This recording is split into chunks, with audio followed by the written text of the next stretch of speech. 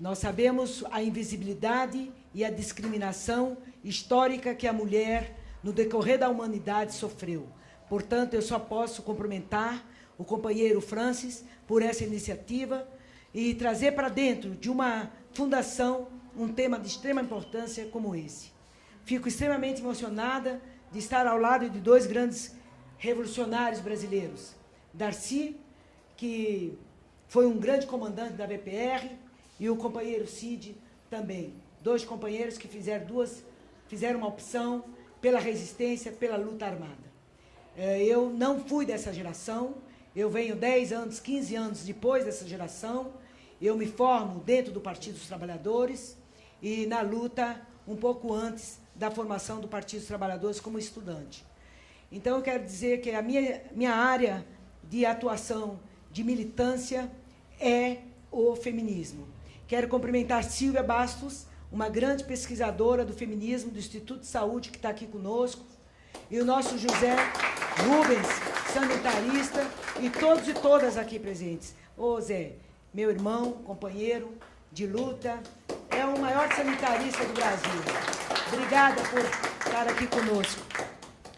O Movimento 68, ele permitiu para nós mulheres pensarmos diferente.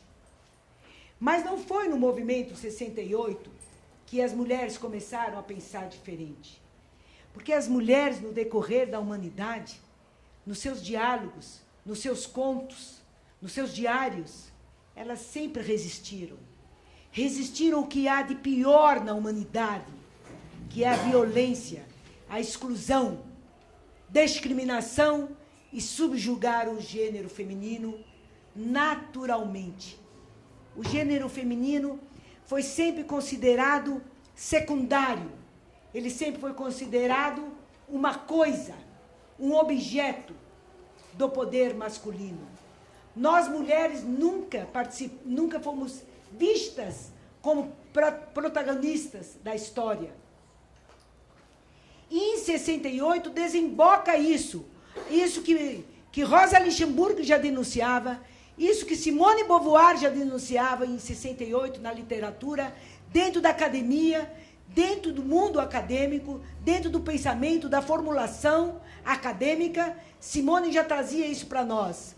E Simone, com toda a sua força, ela, na humanidade, ela era considerada sempre esposa do Sartre. Nunca se via Simone como uma pesquisadora, como uma intelectual. Simone era a mulher do Sartre. E Simone nos instigou. Ela instigou a humanidade. O gênero feminino, seja na Ásia, seja na África, nos países árabes, mesmo que a Primavera Árabe tivesse demorado o que demorou, depois da literatura de Simone, mas esse germe ficou e está presente em todas as mulheres. Né? Eu sou árabe, eu sei o que significa a literatura de Simone para nós mulheres árabes. Né? Eu sei o que significa para a minha geração, para a geração da minha mãe, da minha avó, da minha bisavó, de todas as mulheres que tiveram a coragem de reagir ao que há de mais violento na humanidade, que é a violência e a discriminação. Mulheres, antes de 68, pós-68, as mulheres de ontem, de hoje e de amanhã, espero que de amanhã não, elas vivem a violência por optarem ser cidadãs plenas. Isto é forte, isto é impossível para o pensamento, para o sistema, que a mulher possa pensar e reagir diferente. Portanto, em 68, nós mulheres, por maior que fosse aquele movimento, o que ele nos permitiu, nós havíamos já lutado contra tudo, contra o imperialismo, contra tudo que nós possamos imaginar na história da humanidade. As mulheres. Em 68, permitiu pensarmos, deu o direito de nós questionarmos o sistema. Esta é uma marca do 68 para as mulheres. 68 não foi um movimento mágico que apareceu, de lá as mulheres começaram a pensar diferente. Não, em absoluto. Porque na guerra, quando as mulheres ficaram nos lugares dos seus parceiros, essas mulheres já tinham comando, essas mulheres já sabiam fazer a história, porque as mulheres aprenderam a história a partir do seu cotidiano. Porque não foi permitido para nós mulheres o conhecimento a partir do estudo. Porque o estudo não é para nós. Não é à toa que há 1 bilhão de pessoas que passam fome no planeta. E esse 1 bilhão, a maior parte são mulheres. A maior parte das mulheres são analfabetas. E lá em 68, nós começamos a poder pensar diferente, a reagir diferente, combater, desconstruir aquilo que colocaram como natural para nós mulheres, ser subjugadas, ser inferiorizadas, secundárias, excluídas, violentadas e mortas. Por quê? Porque pela liberdade de querer pensar diferente. Quantas mulheres morreram por amar aquele que não poderia amar? Está aí a literatura, mostra quantas mulheres morreram. Em 68, há uma invisibilidade enorme em relação, é uma dívida que França, Estados Unidos têm com as mulheres. Veja esse cartaz. Esse cartaz denuncia. Cadê as mulheres? Só os homens fizeram esse movimento? Sempre os homens são os mártires. Sempre os homens são os heróis. Sempre os homens são protagonistas da mudança. Não é verdade. Não é verdade. Aqui no Brasil, os quilombos foram dirigidos por mulheres. Aqui no Brasil, as sufragistas lutaram pela igualdade civis de homens e mulheres. Aqui no Brasil, nós continuamos sempre lutando em defesa de uma sociedade justa, livre e socialista. E veja, não tem uma mulher. Essa é uma dívida. Essa é uma dívida que a França tem com as mulheres. E é isto que nós vimos. Portanto, 68 nos permitiu a pensarmos que sistema é esse e como esse sistema lida com as mulheres. Aí, em 68, nós já estávamos lutando por presença da mulher no mercado de trabalho, presença da mulher no mundo público, presença da mulher mudando a estrutura familiar, a estrutura de família, já vinha mudando, já vinha se questionando. Hoje nós temos as múltiplas famílias. Isso tudo é resultado. Mas o que se diferencia em 68 para nós, mulheres, é a questão de nós podermos discutir a nossa sexualidade. Nós não somos coisa do prazer do homem. Nós somos mulheres e nós queremos parceiros e não dominadores. Nós queremos ter uma relação de iguais nas nossas múltiplas e diferentes opções. Seja elas quais forem, nós queremos entrar na condição plena de ser mulher. E, em 68, nos permite nós discutirmos a questão e nos apropriarmos da questão do prazer, uma coisa que era somente do masculino. Só o masculino podia. E o movimento 68 em relação à mulher, se você for verificar a literatura, combate severamente a nós mulheres, porque aí nós colocamos, o corpo é meu e eu decido como eu quero ter esse corpo. O corpo não é uma coisa do homem, é uma coisa minha. Eu não sou uma coisa de prazer, né? E nós, em 68, essa é a marca de 68 para nós mulheres. Porque o resto, tudo nós já fazíamos. Resistir, lutar. Obrigada. Tudo isso nós já fazíamos.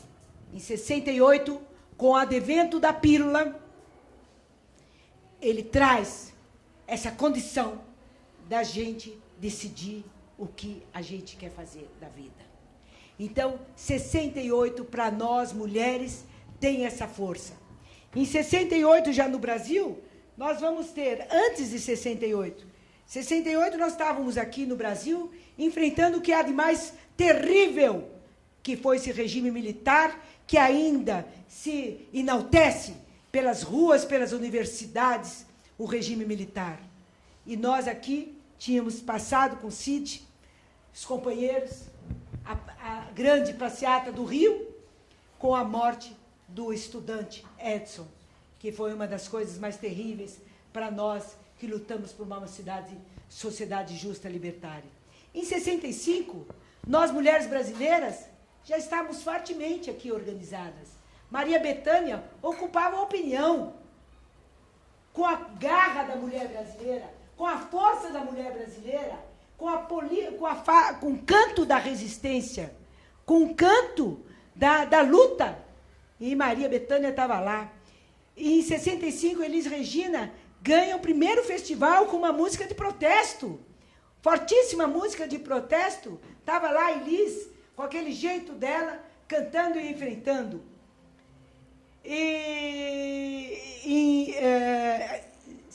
Em 65, Cora Coralina, com 76 anos de idade, lança o seu primeiro livro, com 76 anos. Imagine se a mulher idosa hoje é proibida, é confinada, considerada uma coisa ultrapassada, como um bagaço.